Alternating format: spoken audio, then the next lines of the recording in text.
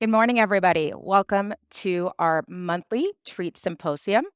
Today, we have a very exciting case for you. We will be treating infiltrative HCC. But before we go to the lab, I'd like to introduce my guest panelist, Dr. Sid Padia, interventional radiologist at UCLA, as well as Dr. Beau Toskich, who is at Mayo Clinic in Jacksonville, both very renowned interventional radiologists in this field and as well published. So welcome. Sid and Beau, thank you for being with us. And without further ado, let's go to the room. So we have a nice case for you this morning that we're going to treat with Therasphere. With us in the room is my partner Rahul Patel, which many of you know, and also Sid. He's our PGY6 that will be helping out with the case. Yeah. So he has an ECOG performance of 0. And then once he got imaging, they found a large HCC, looks infiltrative, and was discussed in multidisciplinary tumor board referred to us for local regional therapy. We discussed with the referring surgeon the plan, which is to do a modified right lobectomy for this individual. All the labs are good, child-Pu A, but you can see the alpha fetoprotein is elevated in excess of 16,000. And then pre-procedural MRI, you can see a large infiltrative mass spanning segment 8 and 4 with satellite lesions only in the right lobe of the liver. The left lobe has no disease. Next slide. Hey, Ed, can I ask a question Uh, real quick? yeah, of course. Uh, why modified right lobectomy? I mean, you would have to take out segment 4 here too, right? That's right. It would be a trisegmentectomy for our surgeon. Now, the possibility when we discuss together of this actually getting to resection is probably low, but we felt that it's something the patient desires, and um, why not give it the biologic test of time? If the Y90 takes effect and has a complete response without any progression of disease on the left, then there may not be a need for resection. But if we do this case, and let's say over the next 3 to 6 months, there is no progression on the left, maybe we have a partial response on the right, then patient could arguably go for resection. So we did the mapping celiac angiogram here, if you can play that, on the mapping day. And then we went out, next slide, interrogated the right in segment 4. After we did the cone beam CT, we always do a cone beam CT, and saw that this had multiple feeders to the tumor. And we also have satellite lesions confirmed. The left seemed relatively clean. Next slide. And we can talk about cone beam CT, how it shows. We feel that it shows a lot more than cross-sectional imaging. So you can play both of those. We sub-selected segment 4 and the right. Next slide. Roll. And then we injected the MAA, found the lung shunt to be about 9%. We calculated our doses, which we'll discuss in the case, and it ended up being 19.77 gray to the lung. As long as it's less than 30 gray for a single session, 50 for cumulative, we feel comfortable administering the dose that we would like. And so this is technically a BCLC-B patient. There's no extrahepatic disease or vascular, macrovascular invasion anyway. We suspect there's probably microvascular invasion. Good underlying liver function. Again, the alpha fetoprotein in excess of 16,000 is concerning for sure. But after discussion in a multidisciplinary format, we decided we want to try modified radiation lobectomy with adjuvant systemic therapy. Um, again, trying to downstage this individual to resection, but also we want to treat the whole right. There's satellites throughout the right lobe, and so most likely there's also disease we can't see. So the patient has good underlying liver function. Next slide, and we can essentially do a lobectomy. We follow the patient up usually at 6 weeks, make sure there's no progression in the contralateral lobe, but the hypertrophy test of biology usually manifests best at about 3 months, even up to 6 months. And the patient will also begin systemic therapy with atezo-bev, anti-PD-L1 and anti-VEGF, 2 weeks post our radioembolization today. And we can discuss that as well in the setting of recent data out of Emerald 1. Any questions? Now, while I was yapping, Rahul and Sid basically got to we did a celiac run, got into the proper. We're going to repeat the cone beam CT here today, and we're going to demonstrate to you our machine that performs the cone beam CT as well as all the software that's involved with Embo Guide. And I believe Sid also has a similar machine to us. Great. Thanks, So Ed. we're going to inject 3 cc's per second for a total of 30. This has a this machine has a 5-second acquisition, so we delayed 8 seconds. And we've figured that out about 15 years ago to get a single acquisition. Some people use 2 acquisitions with dual phase, but we felt like we wanted to reduce a bit of the radiation by doing a single phase. So it's a late arterial phase where you can see the arteries, but you'll also see the tumor enhance at about this time frame. And then we ask the patient to hold their breath, but we don't ask them to take a deep breath. We just ask them to hold their breath as it is, because we don't want the hepatic arteries to be uh, deformed by the deep inspiration. Great. Okay. So No respirar. while we're doing the cone beam CT, Sid and Beau, I'll take this Respirar. out to you. Um, No in this respirar. case, we have an infiltrative, ugly-looking large HCC where BCLC-B, no Okay. obvious Respirar. macrovascular invasion. AFP is 16 Downson. Is this a patient Can we that see the cone beam? in your institution would get both The machine? local regional therapy as well as systemic therapy? We need Do to you see start the with one shot. of the other? Just kind of take us how this is approached at your The institution. camera has to focus on the Yeah. patient. And this is my daughter here. Hanging Hello. around the back. So we typically, something like this, we would potentially treat with both. We do it a little bit Face is differently, covered. that we don't do both up front. We would probably do Y90 radioembolization to start and then restage the patient after a few months That's good. and start systemic therapy if they showed progression. So in this case, they're probably not going to show intratumoral progression, but if they, let's say, develop progression outside the treated area or extrahepatic disease, we've been a lot more cautious about starting systemic therapy in this case when we don't have to, just for 2 reasons. Number one, we've had a lot of patients with a radiographic complete response from radioembolization. And so then you could ask, what's the need for starting systemic therapy? And number two, even with immunotherapy, while it's very well tolerated in about 3 to 5% No of respirar. patients, No it's very poorly respirar. tolerated. No respirar. So there No are a certain respirar. percentage of patients who have very serious adverse events, including death. And so when you have that happen, you really have to ask yourself, you got to make sure you're getting some utility out of it. So basically, Respirar. what I'm hearing, Sid, is you're pretty much reserving systemic therapy for patients who are actually BCLC with macrovascular invasion. But for these, Yeah, correct. I mean, Focus. I think when we offered local regional therapy, it's typically in a sequential manner with systemic therapy instead of a concurrent or combination therapy. okay, Beau. And I don't know if there's a right answer here. I mean, I think it's just a personal style. Would love to hear how Beau does it. Yeah, I agree, Sid. I think that we're still trying to do the necessary investigation to figure out what's right. It is very stylistic. I think this is one of those things where patient input's important. I think you discussed the potential risks for immunologic adverse events, but there is some preclinical data that suggests that combining the two may have a benefit. Stylistically, we tend to approach doing what Ed's team is doing here as well. And again, I don't think it's right or wrong either way.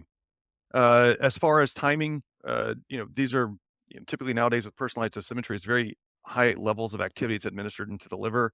So we like to allow, several half-lives, about enough 2 weeks or so that, when you actually are recruiting T cells into this environment, they're not into, a very intense amount of activity because they're very radiosensitive. So we tend to space them out just for that reason alone.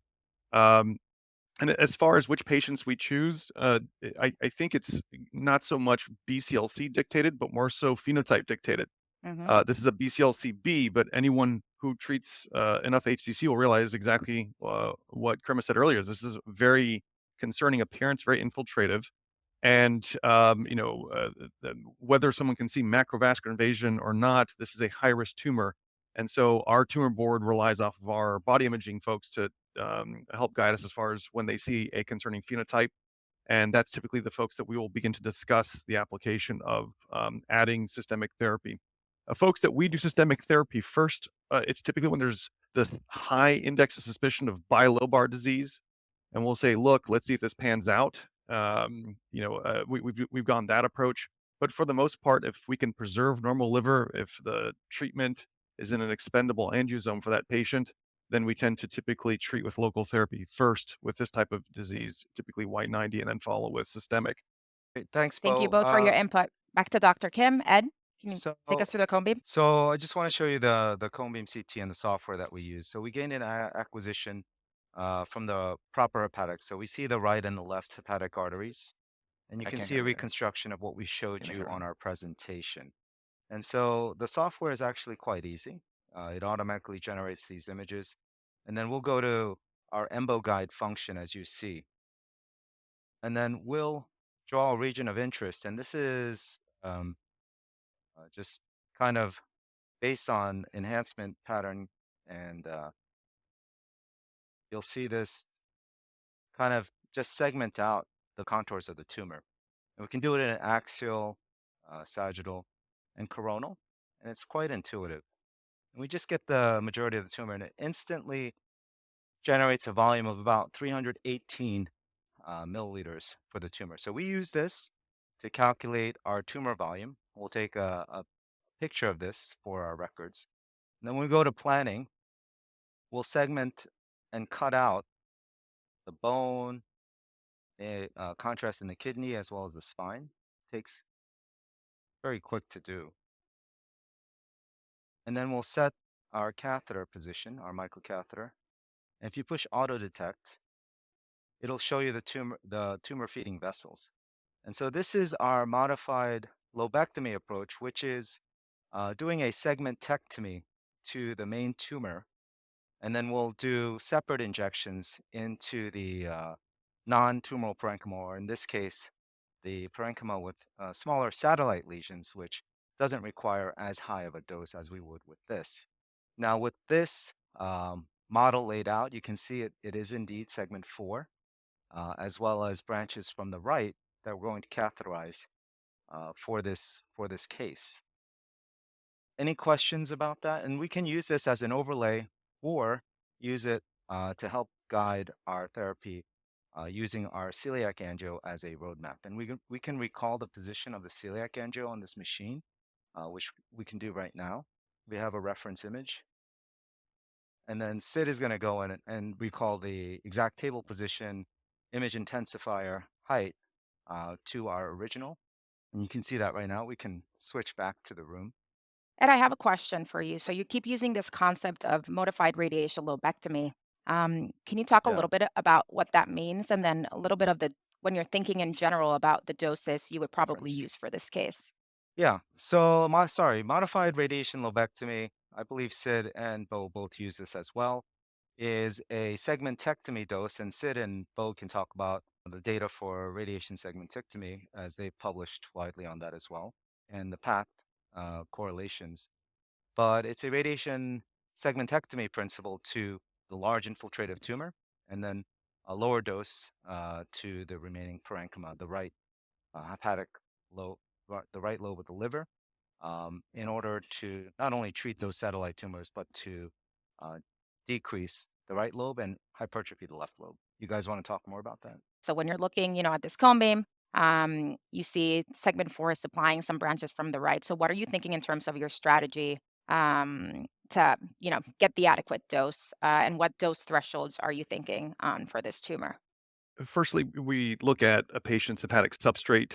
In this case, we have a patient with good albumin, low bilirubin, and we Yeah. use that to help predict whether or not there's going to be a side effect related to how much volume we treat with an ablative dose, as far as synthetic function. And then we look at sinusoidal function as well too, and that's mainly looking at whether the patient has clinically significant ascites and if they're thrombocytopenic with splenomegaly and varices. So if you have a patient with preserved hepatic On substrate, this, I went over. then in our investigations we have found pretty much treat the cancer, because we know that a lot of patients can tolerate, even with mild fatty liver disease, having 60-70% of the liver resected instantaneously. this is going to be a slow transition with Y90. So as far as dosimetry, we first look at what are our safety bumpers. If a patient, for example, was a Child-Pugh B, LB2, when we tend to treat about 15% with an ablative dose, right? So, but this patient here obviously has very well preserved liver function. So once we determine how much volume we can treat, we then, for the segmentectomy approach, we have found so our group uses above 500 gray because our threshold was in the mid 400s. But as you know, there's probably just some natural statistical error. But basically, it's above 400 based off of legacy, which has been well reproduced. Our group goes above 500. And then we also have found that the day that you treat the patient is important as it correlates to complete pathologic necrosis at explant and transplant patients. So we find that if you treat patients within the first 8 days of decay, that you're more likely to have complete pathologic necrosis for glass microspheres. We didn't study this for other microspheres. So this patient, we would first find out what's an expendable volume of liver. The ablative angiogram would be calculated just like you did here with the volume, and then we would go above 500 gray, and we would go within the first 8 days of decay, typically on a Friday, actually, as you guys are treating.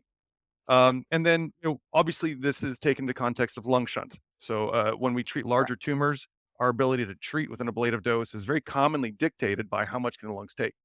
And so, obviously, we would see how that panned out. A 9% for a larger tumor, larger volume, actually end up creeping up there pretty soon. So what we find is that sometimes that's actually dictated by what the safety threshold is for the lungs. Correct. Agree. Sid, any thoughts? Yeah, similar, but maybe a simplified answer. Our approach has been always to do relatively high dose and as selective as possible. And we do that for whether you are preserved liver function or compromised liver function, knowing that even though that this patient has Child-Pugh A cirrhosis, in all likelihood, he is going to develop another tumor in the future. They're not a transplant candidate right now, and unlikely to ever be.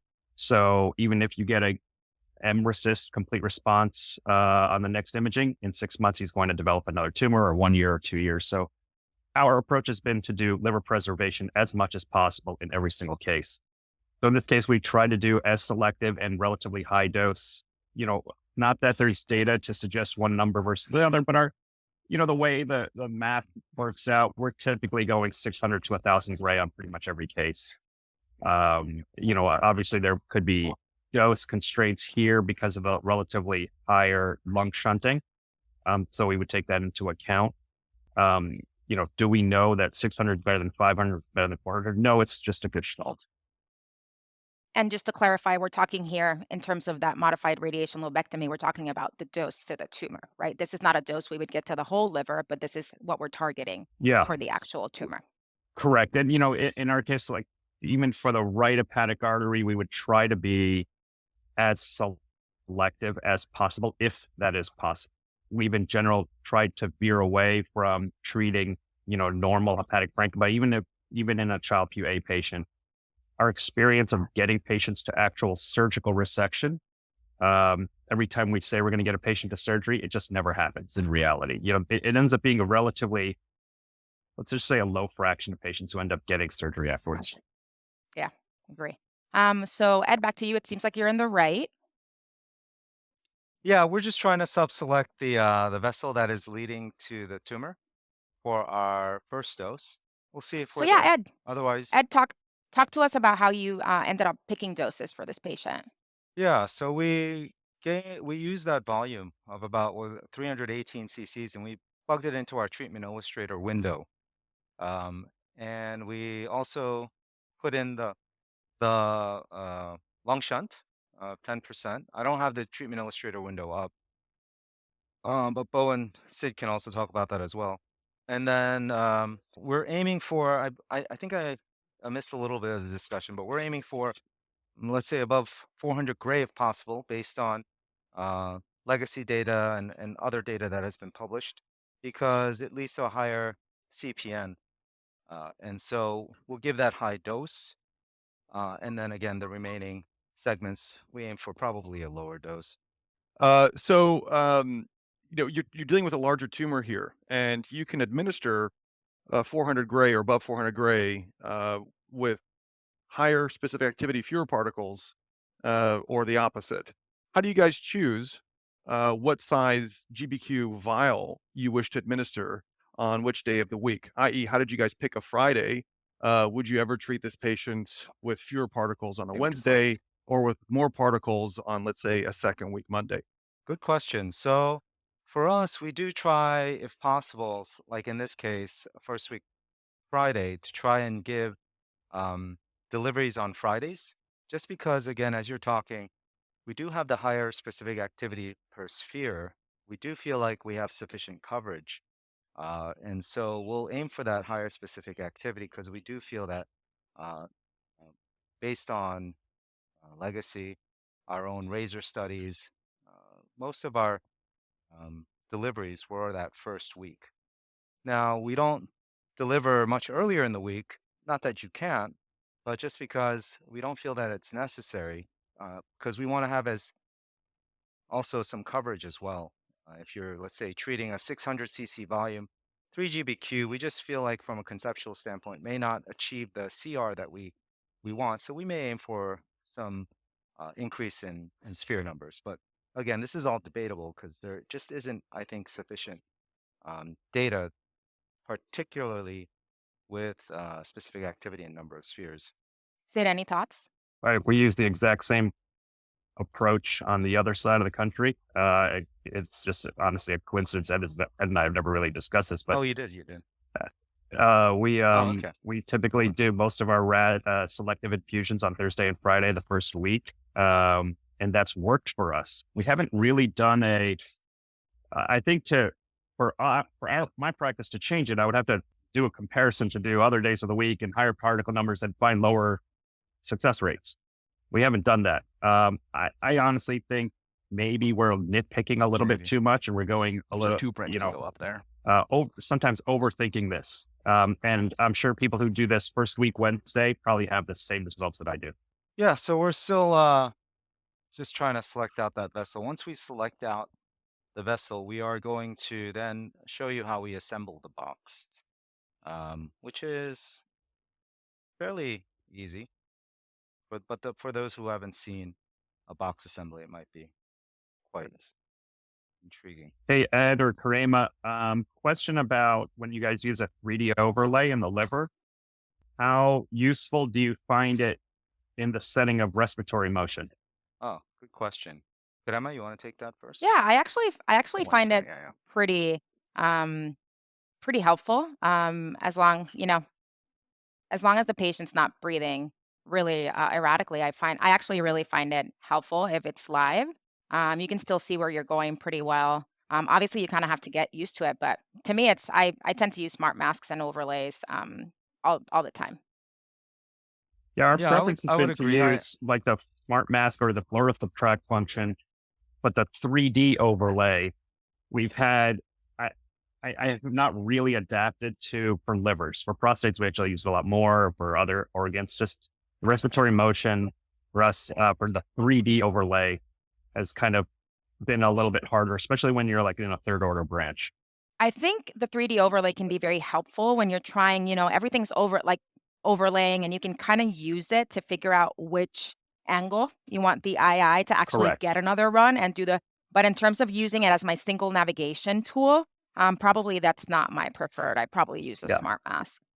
Okay. So we do the exact same Yeah. approach that you did. Yeah, I agree. I mean, early on we tried to use it, but I think the density of the overlay also makes it difficult for us to see our microcatheter, and also it's not real time where it's deformable. Yeah, I'm gonna just see. And so um, we that's why we've adopted really that smart mask type of approach. But of course, we do find it extremely helpful because it helps us to see exactly which vessels are feeding these tumors.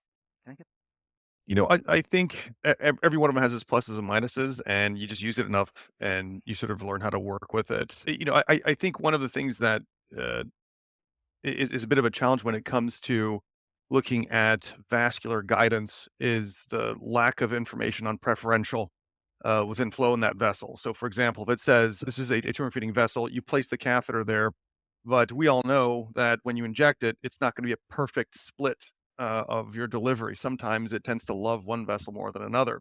So, I find that a lot of our investigation is really based off of trying to find out where do you place your catheter to make sure that when you infuse, you have good coverage, whether you have to split it up go into multiple ones.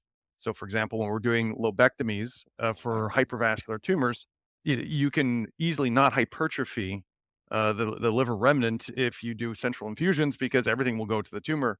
And so we end up splitting things up. So what I find is that we use information on cone beam CT a lot of times to look at what relative enhancement looks like as a mimic for spheres, but it's not 100% perfect. And I'm excited if there's technology coming down the road to be able to mitigate that from an imaging standpoint. So are you doing so you're saying, it's hard to predict the flow differential in these tumors based on, the navigation. Are you doing confirmatory cone beam CTs from the area where you're intending to give your dose? Yes. So every area that we intend to give a dose, we do a cone beam CT. Very rarely, if it's a very small vessel, you're going to place a 3 GBQ vial if you're going to place treat it with glass microspheres. So you just ultimately we can modify the prescription on the day of because we know we're going to get into it in place of three. But the goal is to have that simulated. Now, we try to do it with MAA, and it's not perfect. We've done multi-vessel MAA administrations, and still have had things look different on the post Y90 treatment scan. So again, I think that's one point of sort of very subtle nuance. But when it comes to the guidance information that would be useful is looking at things like flow preferential.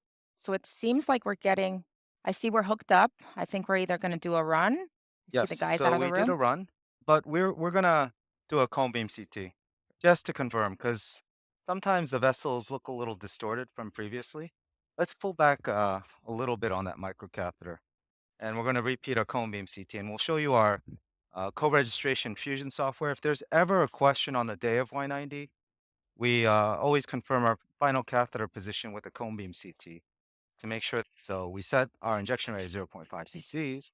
And sometimes we actually see preferential flow in one vessel versus another when we do that, as opposed to, let's say, a 3 cc per second injection, which will override the natural flow and you'll see all the vessels. And to me, you get kind of a false sense of security. But I agree with what Beau and Sid have said before. We completely rely on our cone beam CT and not so much the spec CT, which is a little bit maybe different from, let's say, practices where nuclear medicine may be dosing primarily. Just to let you guys know, we did the cone beam CT from our position of our first injection, where we're going to give 7 gigabecquerel dose. It should be in excess of 400 gray for this 300 cc volume. We know that there is still supply from segment 4, but the majority of this infiltrative mass you can see is covered by our injection from this vessel. This was a zero point 0.5 cc per second injection. We do have software on our Philips machine where we overlay and co-register with the original scan. Now the table moved a little bit, so we just have to re-register and move our patient. I'm showing you that here because the co-registration is going to be important for that. But we're going to overlay and make sure that we do indeed have adequate coverage of this tumor. And so the software is quite nice when we use this technology. Not sure how much you guys use this as well, but it really does give us a sense of security that we are covering the tumor adequately.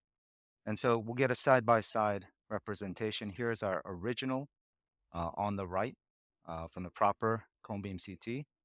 And then we can now move these together and fuse them together to show if we have adequate coverage throughout, which it looks like we do.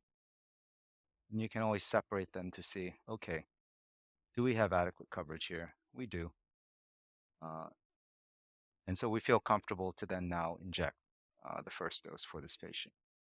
And then you can see it reconstructed not only in axial, but coronal planes as well. And this is for our records that we saved this. Sid and Bo, are you using overlay or? We use the overlay in select cases. I don't think we use it routinely. We use it in problem solving cases, and especially if we're doing, let's say, cone beam CT from the right and left. It's kind of nice to combine those two to kind of get like a full cone beam CT of the entire liver. but we have not just kind of by default done it. We certainly do cone beam CT on every single mapping case without exception. I would say to everybody listening in, if you are not doing cone beam CT in your practice for radioembolization, you are below the standard of care at this point. 100% I knew agree. Sid was going to say this. Say it loud, Sid. Say it loud. Yeah, I think I Below find the the standard overlay. of care. Yeah. I was find overlay helpful in those 33.2 minutes watershed before you said it. territories. I know it took long enough. Was that Beau? I said Oh, it was it took Sid long 33.2 enough? minutes before he said it. Yeah. I'm not, but I can't agree Yeah, with him yeah. more. I think it should be the standard of care, and I think it is. Yeah. So every treatment angiosome that we do that's more than one, we put the two together like a puzzle piece as part of a complete picture. In looking back at our RadPath experience, I would say that a good number of patients who don't have complete pathologic necrosis historically, particularly before we had cone beam CT, were just, there weren't any spheres administered to a small portion of a tumor that was fed by a tiny artery, like you said, in a watershed territory. So we're never really as concerned about the big enhancing portion of the tumor. We know it's going to be treated well. We're always trying to find, is there a tiny edge that needs an additional dose? So yeah, I think just as a matter of discipline, it's important to, if you have a lot of experience, that's great. You may not have to do it, but particularly if you're early career, it's important to develop that discipline where you do things like overlay, you do things like put your angiosomes together and see if you have a complete picture. Because you can have a satisfaction of search even with an IR where you see a big bright tumor, you're high-fiving yourself because you're going to treat this well, and then suddenly there's a tiny edge that you missed just because Mhm. you got excited about the big enhancing portion. Great. So it seems like nuclear 100% medicine has agree. arrived. Yes, our colleagues from nuclear medicine are here. I don't know if you saw while you were having your discussion, but a mat was laid down. Uh, a mat has to be laid down just to absorb, just in case there's a spill that occurs with our delivery. So this is the box that it comes in. So we have two gloves on for radiation safety purposes. In case our outer glove gets contaminated, we can just remove the outer glove. But we're going to show you how the box is made. Now, in our practice, we actually have a separate room where we make the boxes and then just roll them in and then spike the needles due to a regulatory change in October where we have to spike the needle within an hour's time of delivery. So we just have everything set up and then spike the needle once the patient gets in the room, just because today we also have 9 administrations. So if we make it in the room, it's going to tie up our room. So for efficiency purposes, we do make these ahead of time, but for the live case, we're going to make it here in the room. And I know a lot of practices do make the boxes in the room. So this comes in this vial, you can see. And this is a 7 GBq dose file. You can see that is ordered, and everything comes ready to be delivered here. We take the lead cover off, and we'll take the cover of the box off as well. This box is made out of acrylic to stop beta emission. But to be quite honest, yttrium only goes about 10 millimeters in air and 3 millimeters in soft tissue. Now, the assembly kit also comes, we have a whole bunch of these, and everything you need is here except scissors and also an alcohol swab. And we use a Band-Aid to take off the crystal cap, and we'll discuss that with you as well. And then this can be pushed with normal saline. It doesn't have to be pushed with non-ionic medium because the yttrium is an integral part of the glass spheres. And so there's no ionic bonding of yttrium to the outside of the sphere, but it's incorporated into the glass matrix. So we're going to take this off. We're going to open the suture removal kit, which will have our scissor for disassembly afterwards. It'll have pickups. I'll show you that, why we use that in a second. And then an alcohol swab to prep our kit.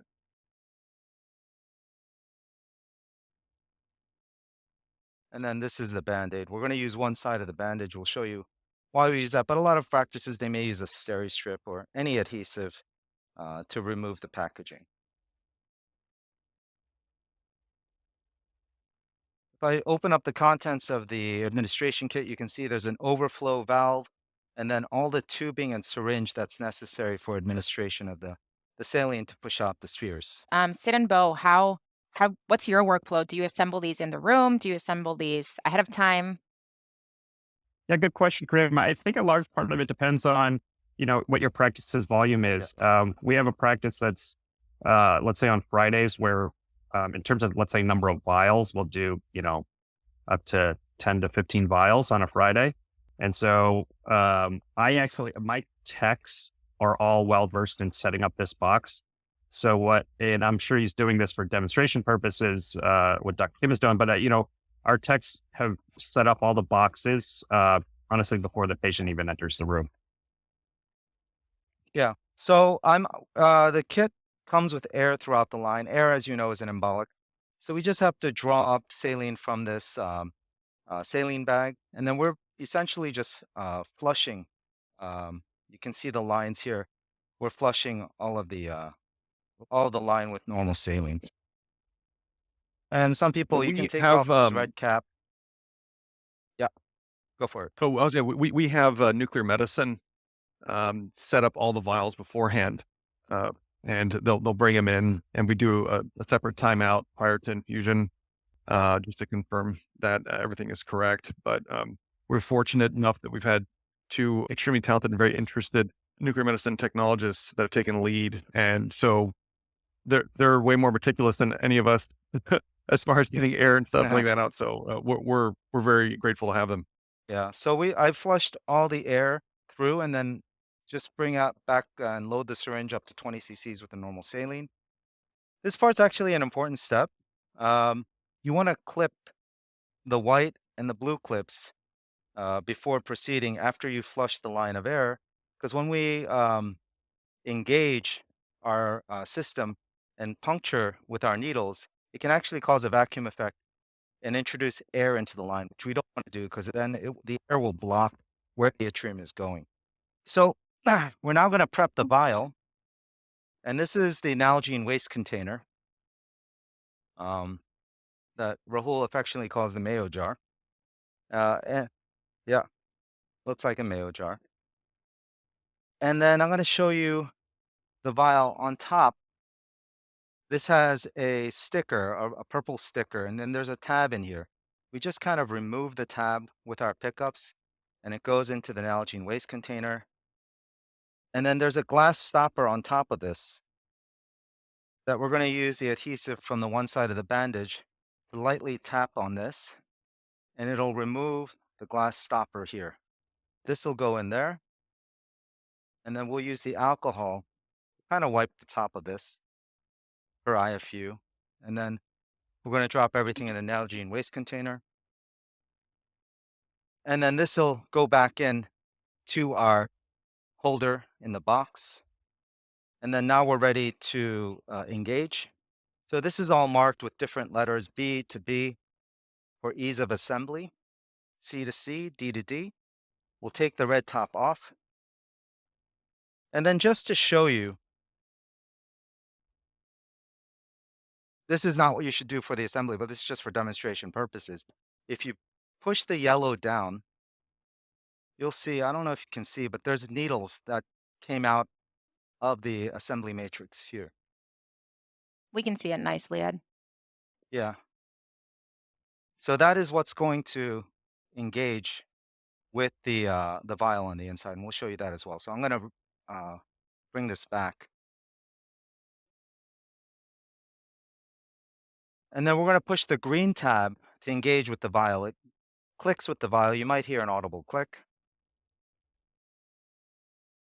And then when I take this out, you can see there are going to be spheres at the bottom.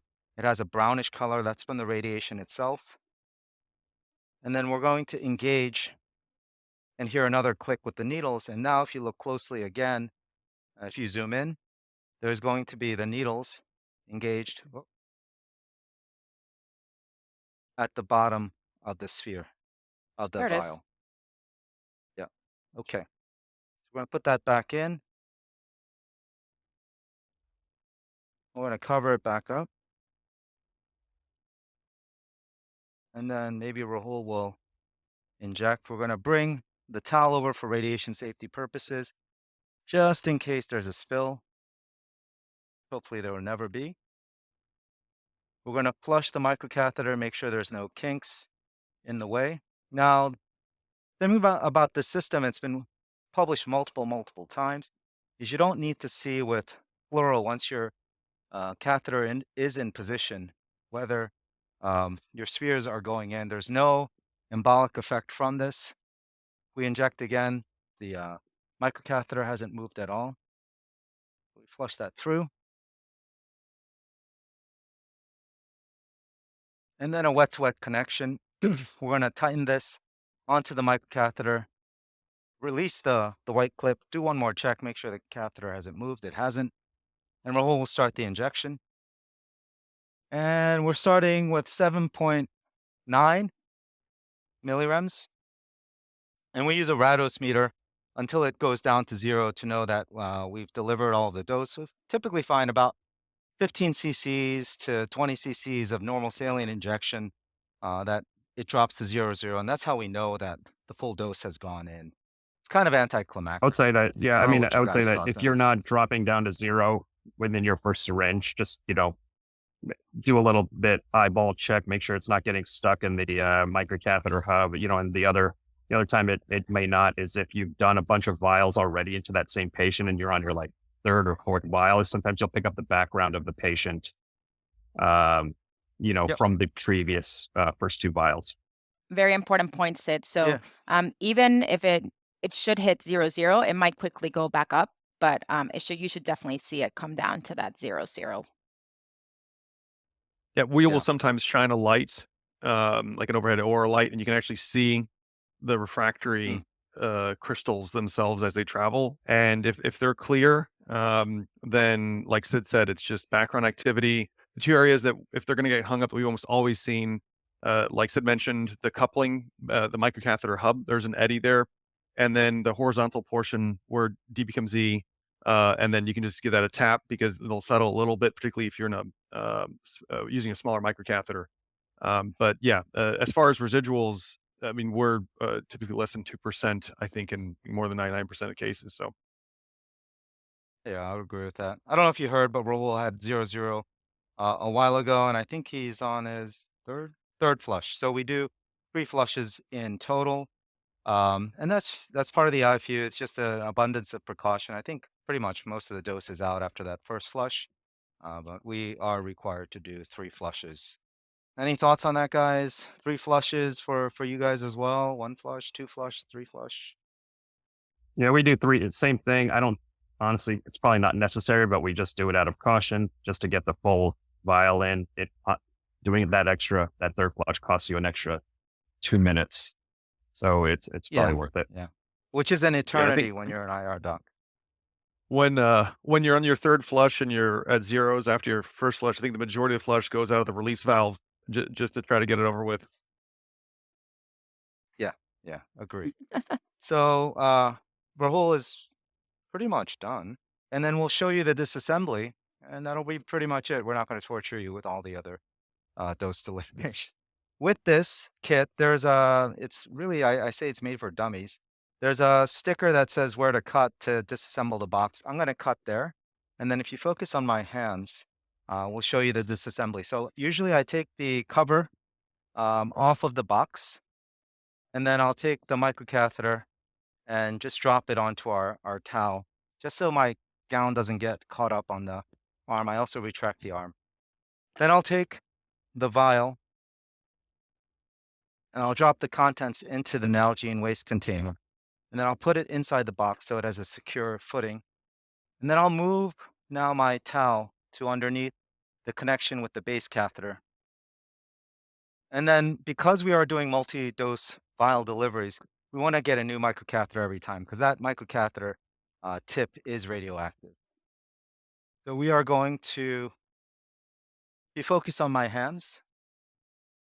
Thank you. We're going to use a little space, take the Y adapter as well. The thing I like about the TrueSelect for Y90 injections is the tip actually has a different color from the base. And so when we're pulling back the microcatheter, you see it turns to white. And when we're at the tip, it's going to turn to gray. I'm going to move my 4x4 a little bit closer to the catheter to catch that tip. And here's the tip. Now we're going to wrap all of this in that towel and then put it into the Nalgene waste container. And then I'll end with scanning my hands and then removal of the first cart. So if you can focus on my hands.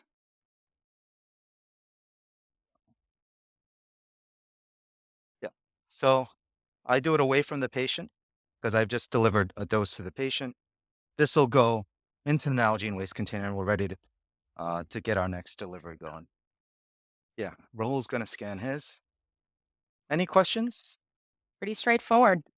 So, Ed, are you doing a true select for all your Interesting. infusions, selective infusions? What are you doing for low bars?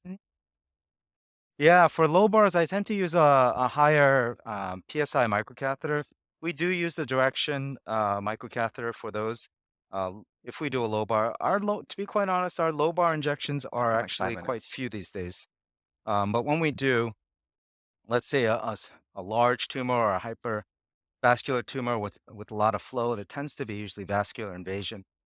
We tend to use a higher flow microcatheter like a direction, which has 1200 psi. Thanks, Ed. And we will let you get back to delivering the rest of your doses. Beau and Sid, any final thoughts? I think it's great how Y90 over the past 10 years went from sort of being this experimental thing that people said sort of had no rhyme or reason to it to now, no matter where you go in high volume centers, we pretty much practice almost exactly the same without, having planned that. So Yeah. I think that goes to show all the work that's been done. And, it's a great moment. So fantastic work. Thank you It's so much for the it's invitation. ironic that Y90 is more standardized than TACE, which has been done for 25 years. That's a great point. Eh, Awesome. With that, we will end. Thank you so much.